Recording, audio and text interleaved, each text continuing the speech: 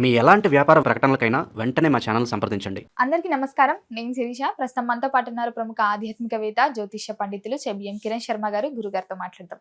నమస్కారం గురుగారు. అఖండ అష్టైశ్వర్య ప్రాప్తిరస్తు. గురుగారు, ఈ జూన్ మాసంలో సింహ రాశి వారికి ఎలా ఉండబోతుంది అంటారు? ఎలాంటి జాగ్రత్తలు తీసుకోవచ్చు అంటారు? ఆర్థిక పరంగా, ఆరోగ్య పరంగా, కుటుంబ వాతావరణం కూడా ఎలా ఉంటుందంటారు? గ్రహ గోచారం ఎలా ఉంటుందంటారు? ఒక్కసారి తెలియజేయండి. వీరికి సింహరాశి వారికి దాదాపుగా అనేక రకాల ఇబ్బందికర వాతావరణం గురువు వల్ల ఏర్పడుతుంది. అదేంటండి అంటే 12 అందరూ ఒకటే, అందరూ డైలాగ్ ఒకటే. మరి వాళ్ళు ఏం పాండిత్యాన్ని పొందుకున్నారు, ఎలా పొందుకున్నారు నాకు అర్థం కాలేదు. కానీ గోచారంలో గురుడు కర్కాటకంలోకి ఉచ్చస్థితిలోకి వస్తాడైతే ఉచ్చస్థితిలోకి వస్తే ఇప్పుడు రాజుగారు ఉన్నారు, ఇప్పుడు రేవంత్ రెడ్డి గారు ఉన్నారు, సపోజ్ ముఖ్యమంత్రి చంద్రబాబు నాయుడు గారు ఉన్నారు. మరి అన్ని వాళ్ళ ప్రతిపక్ష పార్టీలందరికీ కూడా పిలిచి సన్మానం చేస్తున్నారా? గౌరవంగా అంత గొప్పగా మాట్లాడుతున్నారా? ఇప్పుడు బీజేపీ పార్టీ గురించి రేవంత్ రెడ్డి గారు ఏం మాట్లాడతారు, జగన్ పార్టీ గురించి చంద్రబాబు నాయుడు గారు ఏం మాట్లాడతారు? గొప్పగా మాట్లాడతారా? మరి ఆయన మంచి సీఎం సీట్లలో కూర్చున్నాడు కదా, నెగిటివ్ ఉంటాడు కదా. సో 117 సీట్లలో ఆయన గెలిచిన వాళ్ళు 70 మంది, ఆయన 70 ఎమ్మెల్యే సీట్లు గెలిచారు. అంటే మిగతా 46 మంది రేవంత్ రెడ్డి గారిని వద్దనుకున్నట్టేగా. చంద్రబాబు నాయుడికి 150 మంది గెలిపించారు, మిగిలిన 11 మందో 20 మందో వద్దనుకున్నట్టేగా. అంతే కదా. అంటే అందరూ సమిష్టిగా మిమ్మల్ని ఓకే అనలే కదా. ప్రధానమంత్రి కూడా అంతే. 400 మంది 594 మందిలో 300 మందిని ఒప్పుకోరు, 294 అయితే వద్దనుకున్నారు మిమ్మల్ని. అది క్లారిటీ కదా. అంటే ఏ వ్యక్తి కూడా, ఏ గ్రహం కూడా పరిపూర్ణమైనటువంటి ఫలితాన్ని ఏ రాశి వారికి ఇవ్వదు. ఇది నేను చెప్పేది. ఉచ్చస్థితిలో గురుడు వచ్చేసాడు, సింహరాశికి మంచిది, సింహరాశికి మిత్రుడు. ఎందుకు మిత్రుడు అవుతాడు? మిత్రుడు మాత్రాన ఇప్పుడు చంద్రబాబు నాయుడుకు రేవంత్ రెడ్డికి మిత్రత్వం ఉంది.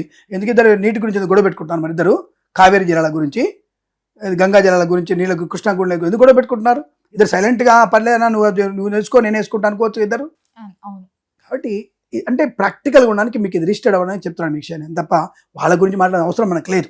అంటే ఏదో నేను ఎవరినో తీసుకొస్తున్న లైన్లో కానీ కాదు, వాళ్ళ గురించి చెప్తే మీకు క్లారిటీగా అర్థమవుతుంది. కాబట్టి గురుడు అనేవాడు ఉచ్చస్థితిలో ఉన్న నెగిటివ్ ఉన్న పాజిటివ్ ఉన్న అంత మనకి ప్లస్ పాయింట్ అయ్యే అవకాశం ఏమి ఉండదు. కాబట్టి సింహరాశి వారికి నెగిటివ్ ఫలితాలే కనిపిస్తుంది. అలా అని చెప్పేసి పూర్తిగా ఉందా? మరి బుధ గ్రహాలు చాలా బలంగా ఉన్నాడు కదా, బుధుడు అత్యంత అనుకూలం కాబట్టి వీరికి మొదటి వారంలోనే ధనయోగం ఉంది. గురుడు రావడమే మంచి శుభాన్ని ఇస్తున్నాడు ఒక రకంగా. మరి ఇందాక ఉచ్చస్థితిలో మంచివాడు కాదన్నారు కదా, వెంటనే ప్రశ్న వస్తుంది కింద. బుధుడు యోగకారకుడు కాబట్టి వీరికి లాభం, కుజుడు యోగకారకుడు కాబట్టి లాభం, ఆకస్మిక ధన ప్రాప్తి, share market, speculation, communities, crypto currency, maybe America లాటరీలు ఉంటాయి, లండన్ లాటరీ, దుబాయ్ లాటరీలు, మేబీ అది కూడా రావచ్చు. 10 కోట్లు 15 కోట్లు అంటే ఆకస్మిక ₹1,00,000 రావచ్చు. అంటే ఆకస్మిక ధన ప్రాప్తి కూడా ఉంటుంది, వివాహ యోగం ఉంటుంది, సంతాన యోగం కూడా ఉంటుంది, ఉద్యోగ లాభం ఉంటుంది. 2-3 ఇంటర్వ్యూలలో 3 ఉద్యోగం వస్తుంది. ఏది సెలెక్ట్ చేసుకోవాలని ఆలోచన చేసుకోవాలి. అలా అనమాట. సోషల్ మీడియా జర్నలిస్ట్ల వారికి కూడా మంచి లాభాలు. అంటే ఎగ్జాంపుల్, ఈ అమ్మాయికి సుమన్ టీవీలో కానీ, లేదా టీవీలలో కానీ, లేదా జీ టీవీలో కానీ మెయిన్ ఇన్ఛార్జిగా ఉద్యోగం ఇస్తామని చెప్తే ఎంత ఆనందపడుతుంది. 3 ఛానల్ ఒకసారి అమ్మాయికి ఉద్యోగం వస్తే ఎలాంటి ఆనందం ఉంటుంది అమ్మాయికి? అలాంటి ఆనందం కలిగే అవకాశం ఉంటుంది. అంటే మీకు ఆనందం ఉంటుందా? ఉండదండి. ఇప్పుడు 3 టీవీలో వచ్చేది ఏది సెలెక్ట్ చేసుకోవాలి నేను? ఈటీవా, జీటీవా, మా టీవీ, ఇదేంటో తీసుకోవాలంటే ఏం చేసుకుంటారు మీరు? ది బెస్ట్ వన్ చూస్ చేసుకోవాలి. అలాగే మొదటి వారంలో ఉన్నటువంటి అదృష్ట యోగం ఆ రాశి వారికి ఉంది, సింహరాశి వారికి. ధనయోగం బాగుంది. మరి దెబ్బ 2వ వారంలో కొడితే బ్రహ్మాండ దెబ్బ కొడతాడు. మరి 3 రోజులు బాగుంది, తర్వాత 4 రోజులలో 2 రోజులు లేట్ చేశారు మీరు ఉద్యోగం ఛాయిస్ తీసుకోవడానికి. 3వ రోజు మీకు వచ్చేసి డిస్క్వాలిఫై అండి, మీరు వెంటనే చెప్పాల్సిన సమాధానం మీకు లేదు. 3 నుంచి నోటీస్ వచ్చేస్తుంది, మీకు ఉద్యోగం అవకాశం లేదు. 3 నుంచి మీకు నెగిటివ్ వచ్చేస్తుంది, మీ ఛాయిస్ క్లోజ్ అయిపోయింది, మీకు ఇప్పుడు ప్రజెంట్గా మా దగ్గర ఆఫర్ లేదు, అయిపోయింది, వేరే మేము సెలెక్ట్ చేసుకుని అంటాడు. అంటే నీ యొక్క ఆలసత్వము, నీ ఆలోచన, తొందరపడతనము నష్టాన్ని కలిగిస్తుంది 2వ వారంలో. అందుకనే వచ్చిన అవకాశం సద్వినియోగం చేసుకునే ప్రయత్నం చేయాలి. రాజకీయ నాయకులు కానీ, కళాకారులు, క్రీడాకారులు కానీ 2వ వారంలో మొదటి 2 రోజులు పర్వాలేదు, 3 రోజులు, 4వ వారం దెబ్బ ఎక్కువ ఉంది 2వ వారంలో. సో జాగ్రత్త ఉండాలి. మళ్ళీ 3వ వారంలో తప్పకుండా దానికంటే టాప్ లెవెల్ ఉన్నటువంటి ఉద్యోగం వచ్చే అవకాశం ఉంటుంది. మళ్ళీ ఉద్యోగ బాగుంటుంది, ధనయోగం ఉంటుంది, కుటుంబ సౌఖ్యం, సంతానయోగం, విద్యాలాభం, ఉద్యోగ లాభం, పోటీ పరీక్షల విజయం, అకాడమిక్ పరీక్షల లాభం, రైతన్నలకి పంట లాభాలు, పూలు పలు కూరగాయలు పండించే వారికి, సూపర్ మార్కెట్ కిరాణా వ్యాపారంలోను, సోషల్ మీడియా జర్నలిస్టుల వారికి కానీ, కన్స్ట్రక్షన్, రియల్ ఎస్టేట్, మద్యపాన, హోటల్ వ్యాపారం కానీ, ఫార్మా, సిమెంటు, ఐరన్, ఇటుకలు, ఇసుక వ్యాపారంలో కానీ, కళాకారులు, క్రీడాకారులు కానీ మంచి లాభాలు పొందిన అవకాశం, కుటుంబ సౌఖ్యం, సంతాన యోగం, ఆస్తి పంపకాలు, కోర్టు వివాదాలు సమసిపోయేటువంటి అవకాశాలు కూడా 3వ వారంలో అద్భుతంగా ఉంది. చాలా మంచి ప్రయోజనాన్ని కలిగిస్తుంది. ధన, కనక, వస్తువాహన ప్రాప్తి కూడా ఈ రాశి వారికి అద్భుతంగా ఉంటుంది. 4వ వారంలో మళ్ళీ సామాన్య ఫలితాలు ఉన్నాయి కాబట్టి ఇక జాగ్రత్తగా ఉంటుంది, నెగిటివ్ లేదు. బట్ బీ కేర్ఫుల్, జాగ్రత్త ఉండండి, ఖర్చు తగ్గించండి, సమిష్టిగా ప్రయాణం చేయండి. అంటే మల్టీ ట్రాన్స్పోర్ట్ పంపించుకోండి, సింగిల్ మన ప్రయాణాలు చేయకండి, అంటే సొంత వాహనాలు వాడకండి, కొంచెం పొదుపును పాటించండి.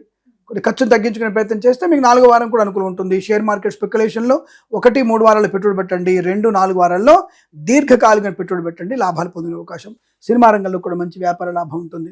అలాగే వేద పండితులు, పురోహితులు, బ్రాహ్మణోత్తములు, కులవృత్తుల వారికి, జ్యోతిష్య పండితులకి, వైద్యులకి, వైద్య బృందాల వారికి, న్యాయవాదులకి, ఎల్ఐసి, మెడికల్, గృహ నిర్మాణ జంటలకి అనుకూలవంతమైన శుభయోగాలు పొందుకునే అవకాశం, పోగొట్టుకున్న వస్తువులు దొరికే అవకాశం ఉంది 2వ వారంలో, 3వ వారంలో. ఏదైనా వస్తువులు పోయినా, క్యాబ్లలో ఏదైనా పోగొట్టుకున్నా 3వ వారంలో మీ చేతికి మీరు పోగొట్టుకున్న ధనము కానీ, ఆభరణాలు కానీ, అంటే మనకి ఇంట్లో దొంగతనాలు అవుతున్నాయి కదా, ఏ నేపాలడో ఎవడో చైనా వాడు వచ్చి మనల్ని దూచుకెళ్తున్నాడు, ఇట్లా వాడు దొరకడం, అటు మళ్ళీ మనకి రికవరీ అవ్వడానికి అవకాశాలు బలంగా ఉన్నాయి. తప్పకుండా మీ వస్తువులు మీకు దొరికే అవకాశం, అంటే ఐఎమ్ నాట్ షూర్ నేపాల్ వాడు ఎత్తుకుపోయి దొరుకుతాయని కాదండి, అలాంటి వాళ్ళు ఎవడైనా మన ఇంటి పక్కోడు ఎత్తుకుపోయినా సరే మన వస్తువు మనకు దొరికే అవకాశం ఉంది చెప్పడం ఉద్దేశం. కాబట్టి తప్పకుండా ధనం వచ్చే అవకాశం, ఉద్యోగ లాభం ఉంటుంది, ధనయోగం కూడా బాగా ఉంటుంది, రైతందరికి బాగుంటుంది, మత్స్యకారుడికి మత్స్య సంపద, రొయ్యలు, చేపలు లాభాలు, ఆటోమొబైల్, ఎలక్ట్రికల్ వ్యాపారంలోను, చేనేత, వస్త్ర, దర్జీ పని చేసేవారికి, పెట్రోలియం, బేకరీ, నూనె పదార్థాలకు కూడా మంచి లాభాలు పొందుకునే అవకాశాలు ఉంటాయి. కుటుంబ సౌఖ్యం, ఆనందకరమైన జీవనం, శుభకరమైన సంతాన ప్రాప్తి, మంచి అనుకూలవంతమైన మొగుడు కానీ, అనుకూలవంతమైనటువంటి అమ్మాయి కానీ మీకు లభించే అవకాశం ఉంది. మరి గురుగారు, ఈ మాసంలో సింహరాశి వారు దేని పట్ల జాగ్రత్తగా ఉంటే బాగుంటుంది అంటారు? డబ్బు విషయంలో ఒకటి జాగ్రత్తగా ఉండాలి. సెకండ్ హ్యాండ్ వాహనాలు కొనుగోలు చేసే ప్రయత్నం చేయకూడదు. 2వ వారంలో షేర్ మార్కెట్ వైపు వెళ్ళకూడదు, అది ప్రమాదాన్ని కలిగించే అవకాశాలు. ఇతరుల వాహనం నడపకూడదు, ఇతరుల వస్తువుల్ని స్వీకరించే ప్రయత్నం చేయకూడదు.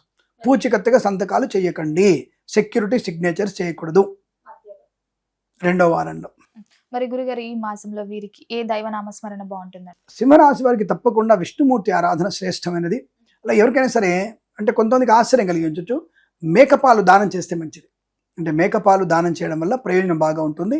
అది బాగా గుర్తుపెట్టుకొని కందులు, మేకపాలు అలాంటివి దానం చేయండి, అనుకూలవంతమైన శుభ పరిణామాలు ఉంటాయని చెప్పవచ్చు. అందరి రాశుల వరకు కూడా గుర్తుపెట్టుకోండి, అన్ని రాశుల వారు భగవద్గీత పారాయణం, ఏ రాశి వారికైనా సరే బాగున్నా బాగాలేకపోయినా భగవద్గీత పారాయణం కనుక చేస్తే చాలా మంచిది. గుర్తుపెట్టుకోండి, అసలు ఏ అధ్యాయం చదువుతున్నా సరే నథింగ్ బట్ జీవితానికి ఒక టార్చ్ లైట్ లాంటిది భగవద్గీత. దాని ఎందుకు అందరూ అశ్రద్ధ చేస్తున్నారు. సో పరిహారాలు అడుగుతున్నారు. మీరు నవగ్రహాల దగ్గరికి వెళ్ళి పూజ చేసుకునే శక్తి ఉన్నా లేకపోయినా, ఒకవేళ వెళ్ళలేకపోయినా, ఈ భగవద్గీత చదివితే మీకు చాలా మంచి టాలెంటెడ్ అమ్మా.